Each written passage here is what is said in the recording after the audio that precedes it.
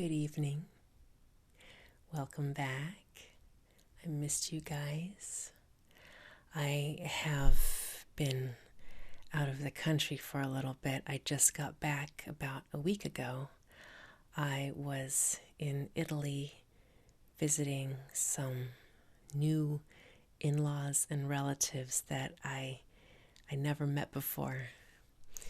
My husband's Italian, but we got married here in the States, so there was a whole side of his family that I had not yet met until recently. So it was a lot of fun hanging out with them, spending some time with them.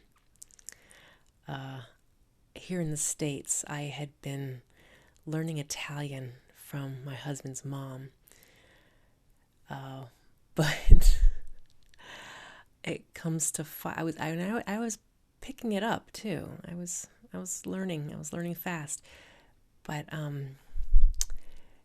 come to find out that the Italian that I thought I was learning was actually Venetian dialect. And so when I realized that not all of my husband's relatives and in-laws speak Venetian dialect, I had to cram in a hurry and learn as much real proper Italian that I could. So my mother-in-law hooked me up with Rosetta Stone.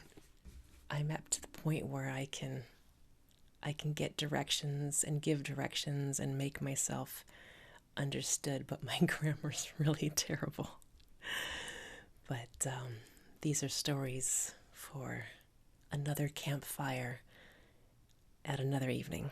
Tonight is an unboxing of something that I found when I went to one of our giant mega superstores we have around here with the intention of buying Band-Aids.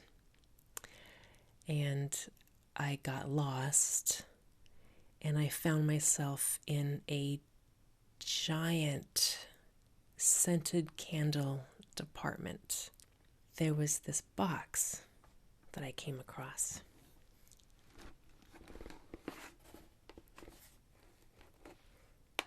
I found, surrounded by the plastic smells of pumpkin spice and bayberry candles, I found a brand new, in the box, modern remake of a toy that I once had when I was very little.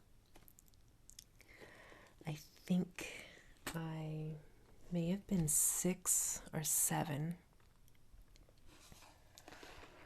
I'm not sure. I just know that I was in early elementary school when a really cool friend of my mom's gave me the original Spirograph kit for Christmas.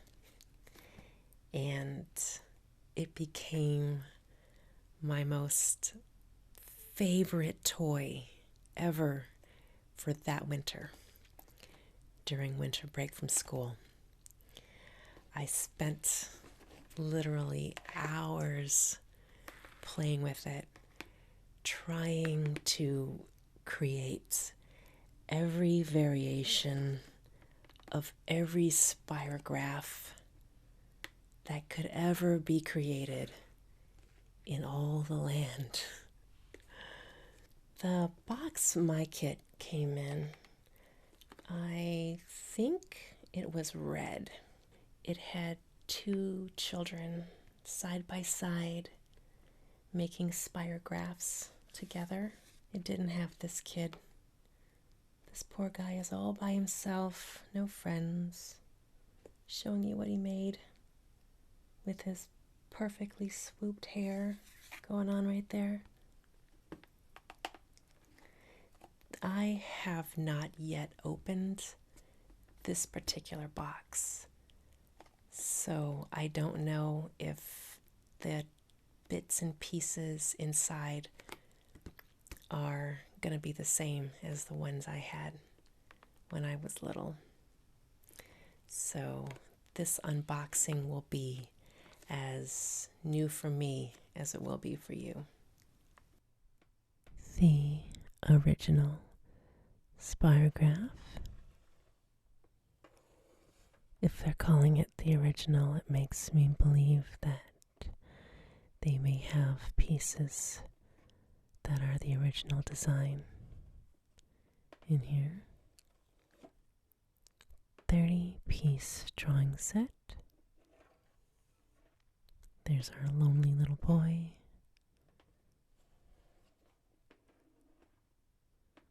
This one comes with markers. I think my original Spirograph came with markers too.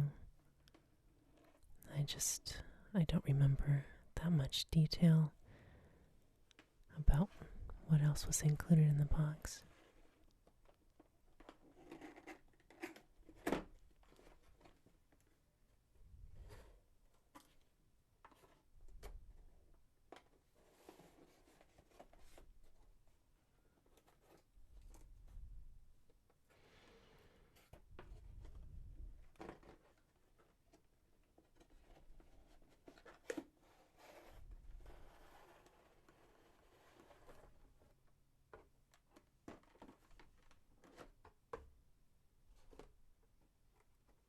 Let's make sure there's nothing floating around inside the box. Well, it looks like we get some paper and a little design guide here.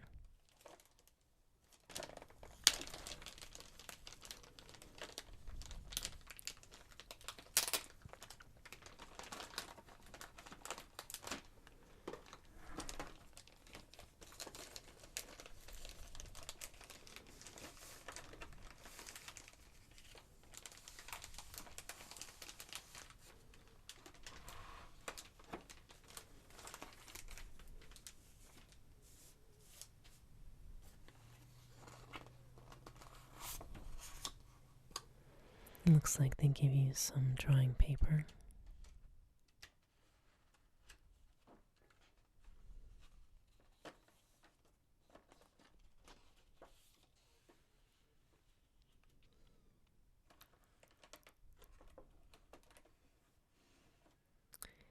And here are the actual Spirograph wheels. Let me turn it around for you.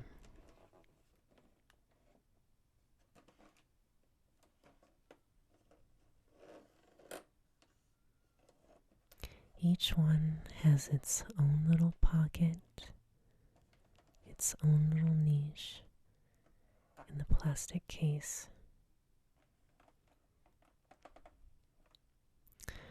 I don't think my original Spirograph toy was quite like this. I think my case was something that could close with a hinge and snap closed like an actual carrying case. And so it was, the old one was built a little more sturdy. Let's see what pieces they give us.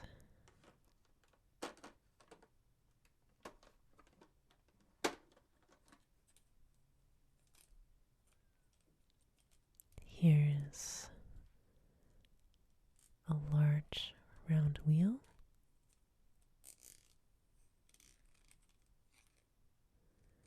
With gear teeth around the inside as well as the outside.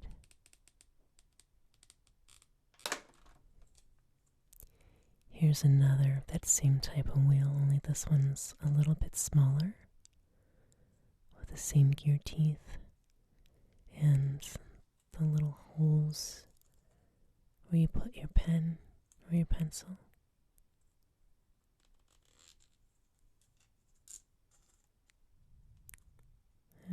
Too small to wear as a bracelet.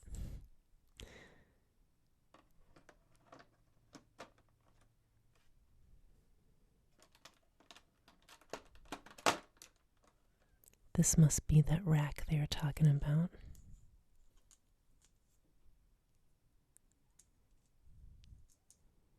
This will be one of the first pieces that gets stolen by the dog. And then half of it chewed up.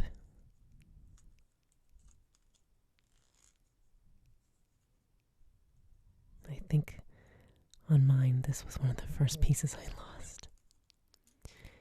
This kit has several of these wheels here in different sizes. It has 1, 2, 3, 4, 5,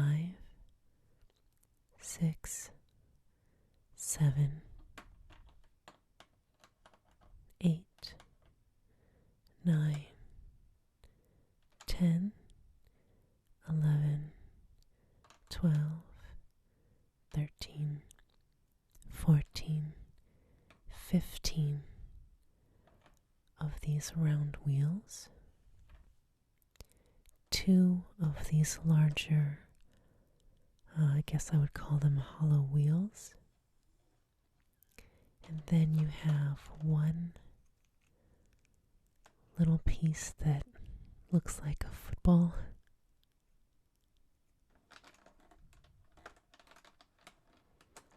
We have this piece here that looks kind of like a square that had the sides squished in, like this.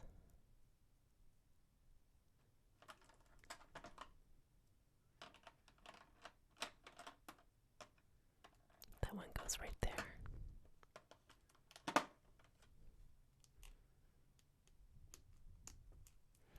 Here's a piece that looks like a shield. And here's a teensy tiny little piece here. This one looks like a little tiny biscuit. Or it's like a miniature plastic dog tag.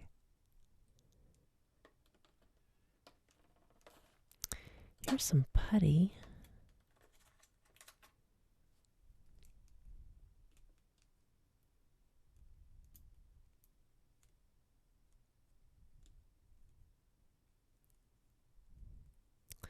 And this is like the stuff that you can use on your walls and it won't leave any residue, not like tape. I think they call it U-tack or sticky tack.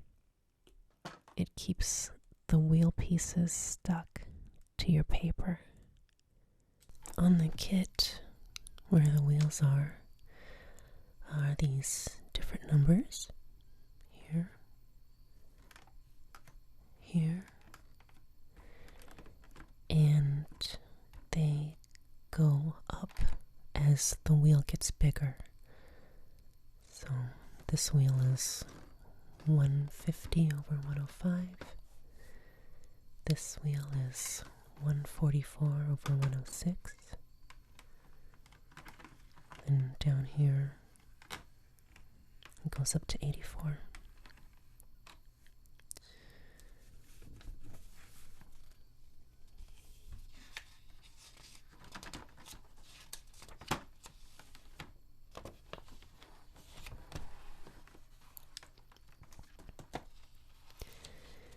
The instruction book gives some detailed design instructions. Sometimes it even gives you suggestions of what colors to put where, if you wanted to follow a guide. I was always more of the just kind of throw some gears together and see what comes up. Those were the designs I liked.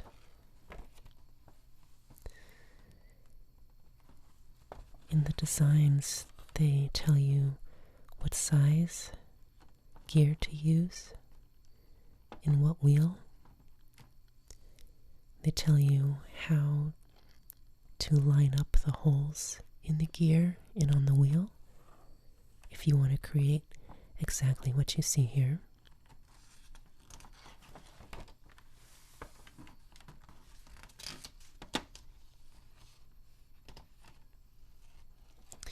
there's like studio artists who use spirographs in their work.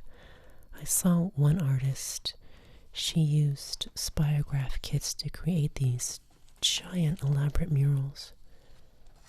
I think one of her murals, it wasn't even really that big. It was kind of like that tabletop sized or small tabletop sized, and she had used over 20,000 spirograph designs in her work. Let's see, we've got a dark red, we have a green, what else is in here?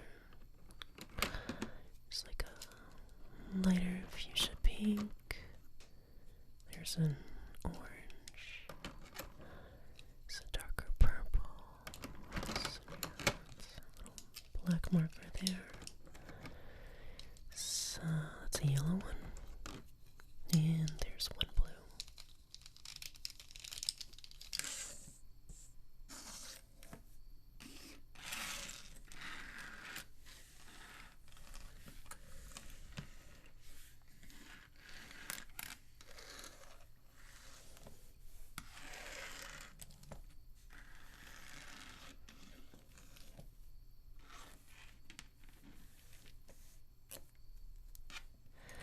When I was using the original Spirograph and I wanted to keep the wheel down onto the paper, I had to use push pins to go through these holes. And so there would be holes in my paper. And so when I wanted to use a Spirograph, I think they even put this in the original instructions, but they said to put a piece of cardboard underneath the paper that you're using to protect your work surface. And I'm glad somebody came up with a better idea over using the pins. So I'm going to put some putty down on this wheel.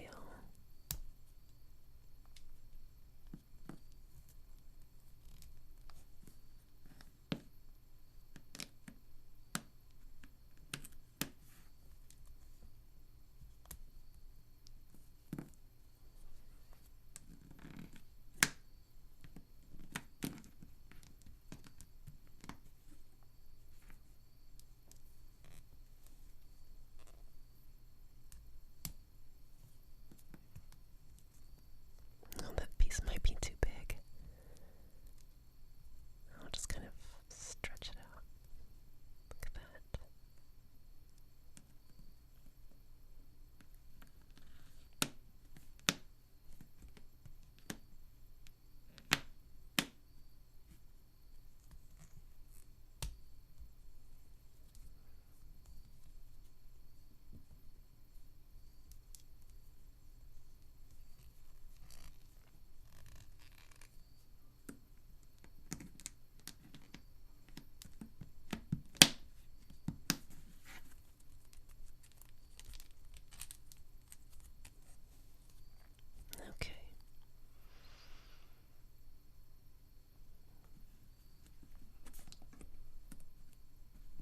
Let's make sure it's fixed in place.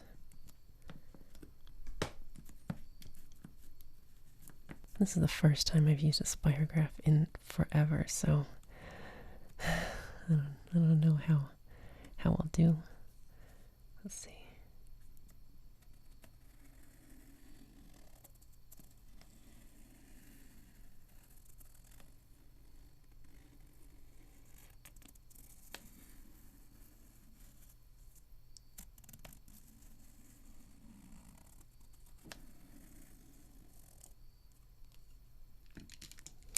Let's do orange.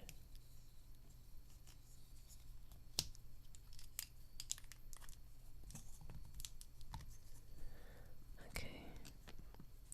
I wonder if it matters where I start on the wheel. I'm just going to go randomly here. Okay, the middle one is, I guess it'd be that one right there. It has a has a number 25 in front of that hole in the middle. All right, number 25. Let's see what you do.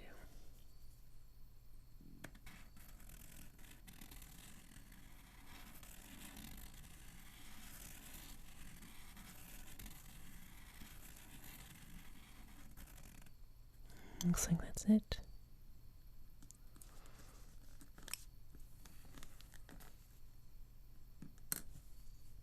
Let's try a few other of the holes in this gear. Alright, we'll start right there. See where it goes. And that's it.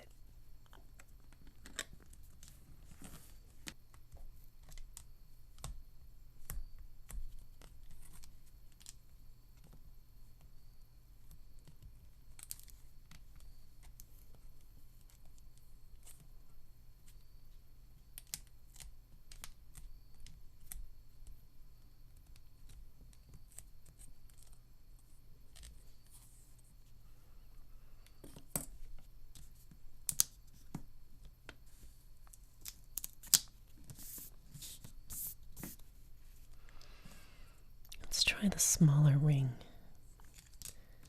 I'll put something right over here using one of these odd shapes. Let's try this little shield. Let's do it in red.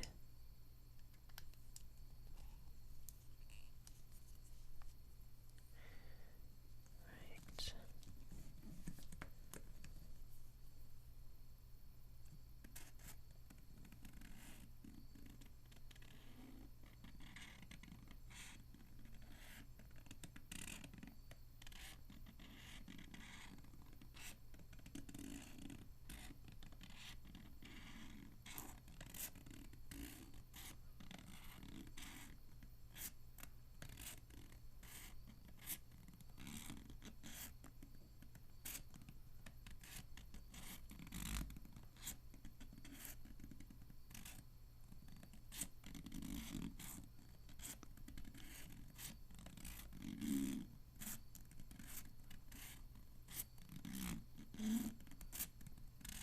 And this one's giving me a lot of points. There. When I first got this toy, it became my obsession to make as many different kinds of spirographs as I could make. I drew spirographs in every notebook and on every scrap of paper I found in my room during that winter break from school when I got it as a Christmas gift.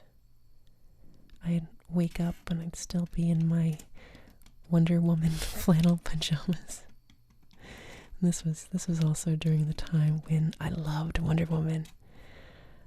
There was a Wonder Woman TV show, and it was starring Linda Carter as Wonder Woman. And when I was a little girl, I had to watch it whenever it came on.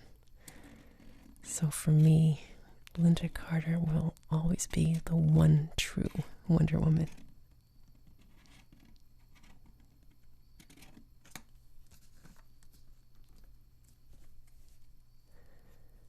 That's neat. It looks almost like a mandala. I don't remember the commercials for this toy, but I did watch them recently, thanks to the magic of the web and the wherewithal for somebody to archive those kinds of things. Vintage TV commercials, I highly recommend them.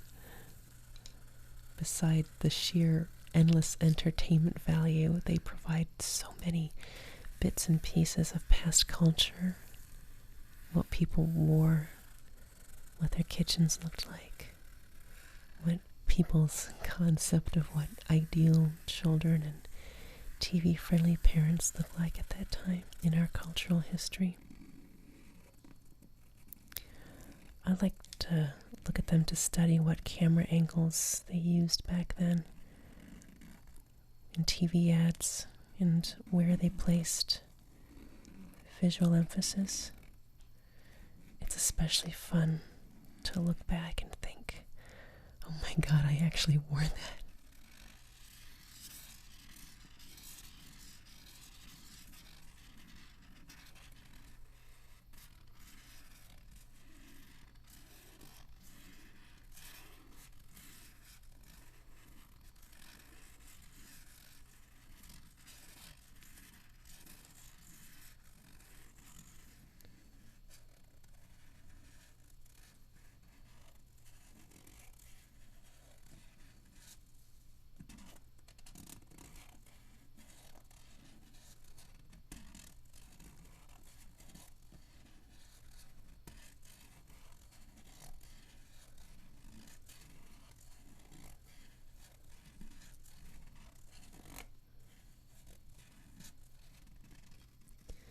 That Christmas, right after I got this toy, when I say I drew spirographs on everything, I do mean everything.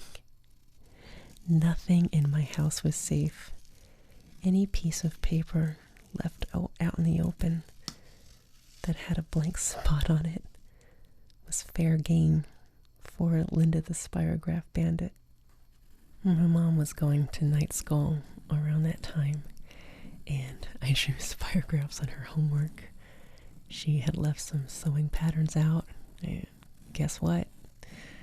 Those plain old boring sewing patterns got a jazzing up with spirographs. My mom had left a cookbook open in the kitchen, and at the bottom of the page she was on was a nice blank spot. At least until the Spirograph bandit struck again. I don't remember having that Spirograph toy for long, until one day it disappeared. And I forgot all about it once I got an Atari.